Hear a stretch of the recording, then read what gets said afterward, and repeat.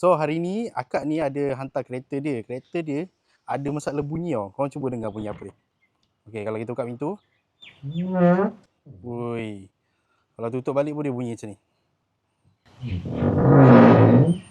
Oi, teruk bunyi dia.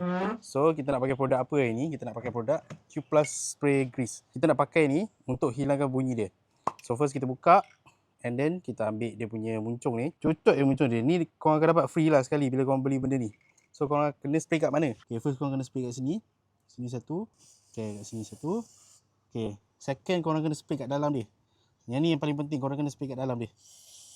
Bagi dia tak ada bunyi-bunyi dia. Bawah sikit. Belah-belah ni korang spray lah banyak sikit. So okey dah. Ni settle cukup. Korang punya kerja spray lepas tu dah settle. Okay, so lepas kita dah spray, kita akan buka sikit kita dengar. Hilang tak bunyi dia? Tengok hilang. Tak bunyi. Tak bunyi. Macam tu settle dah habis. Kalau korang nak, korang boleh beli kita punya Q Plus Spray Grease. Saya tak percaya, korang try sendirilah.